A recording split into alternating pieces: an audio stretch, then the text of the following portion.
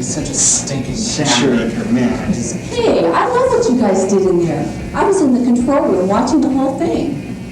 Thanks. I take it you're not one of Shamaker's mindless zombies. God, no. I'm an intruder of a different kind. I faked my way in. So you had nothing to do with aliens? No, afraid not. But whenever I have a bad hair day, I do like to blame that on UFOs. Hey, me too. So what made you decide to infiltrate this group? I'm doing a thesis on mass hysteria. The best way I could get my research done was to get up as close as I could to it. Now that you've experienced being so close to Brandon Shamaker, I'm sure you'll feel the need for a long hot shower or a good delicing. I'm more in the mood to take a nice long walk. Are you free tomorrow? Yes, he'd love to. Since the aliens seem to have his tongue, allow me. His name's Van. He loves tomatoes and Invasion of the Body Snatchers. The one with Donald Sutherland? You got it. And he loves Lobo. Lobo, I remember him. I'd love you to want me, and me and you and a dog named Boo. I've never heard those titles said with such magic. I love those songs.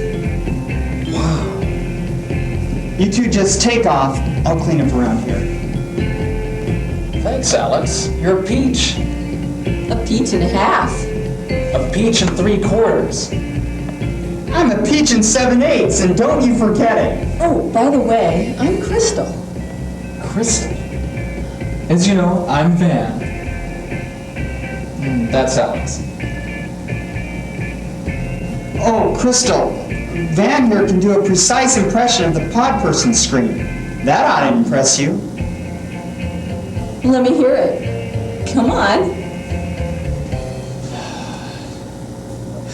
Okay, I'll give it a try. Here we go.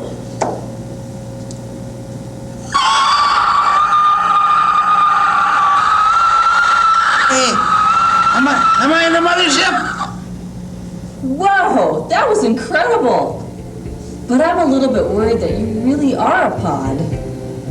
Van is the antipod. He's on a crusade to prevent anyone else from being taken over. You're safe with him. Hopefully not too safe. Well, let's go. Wow. All right, Van.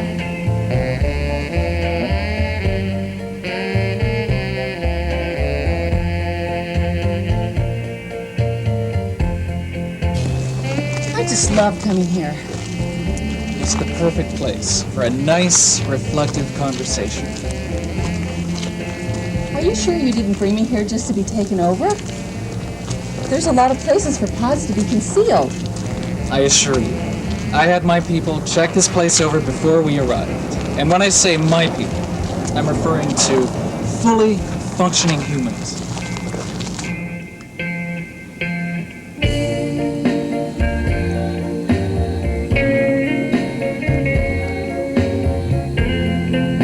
Do you remember that Poseidon Adventure disaster film? You mean the one where the ship gets turned upside down by the tidal wave? That's the one. Ah. If you were in that main lounge area and Gene Hackman was telling everyone to climb up the Christmas tree, would you go with him? Or would you stay with the rest of the crowd and wait for help to come? I would absolutely go with Gene Hackman. Really? Even though everyone else is pressuring you to stay put? Yes, I'd go with Gene. You've got that spirit of adventure, or that unwillingness to cave in to the status quo. No, I just know how the movie ends, and I'd climb up that tree. It helps when you know how the movie ends. Don't you hate it when people talk during movies? God, yes! Even when you're renting a movie at home with a friend, it makes my blood boil. They have to keep commenting about things, and then those comments remind them of other things that they have to go on and on about. I despise being distracted from a good movie. Oh, same here. A great movie has something worth watching in every scene. Something significant goes on in every frame.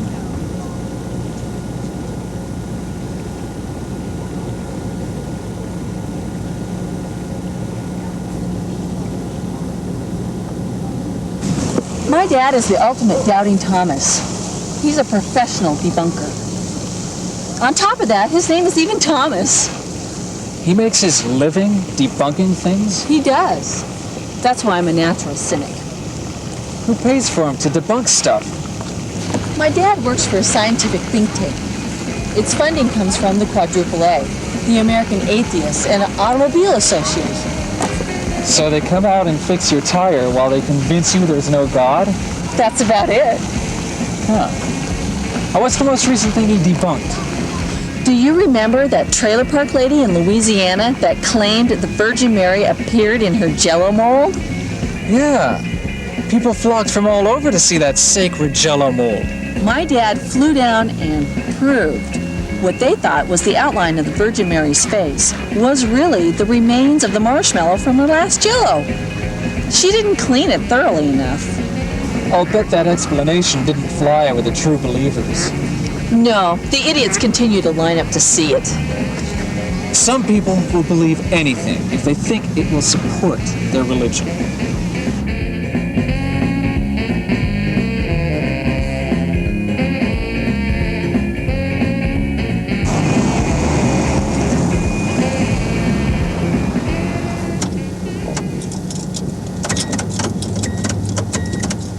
What are you up to, Van? Nothing. I don't know what's wrong. He just quit on me. That's the oldest trick in the book, sweetheart. Crystal, I'm not kidding. This engine is dead. It's as dead as Menudo. Sure. What is that? What the hell is going on? Start the car! Damn it! Don't just sit there! This car is dead. What do they think they're doing? We gotta get out of here! I feel weird. Make them stop! Jesus, make them stop! They can't do anything.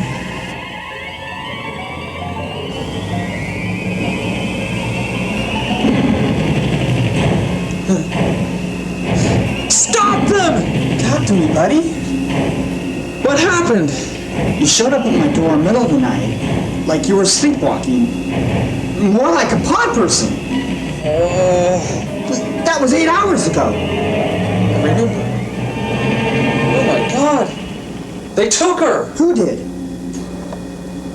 The UFO. I remember all of it. Resistance is futile. This is no joke. Come on, buddy, you're playing the biggest joke of all time. Aliens don't kidnap people. These aliens did. I mean it. This is the truth. Tell me everything, exactly as it occurred. These intense, blinding lights were beamed directly at us. Incredible. We couldn't leave. We desperately wanted to, but our bodies wouldn't respond. This tingling sensation overpowered us. They finally came toward the car. 3 or 4 figures. When they took Crystal, I saw one of their faces. It looked just like the abduction victims described.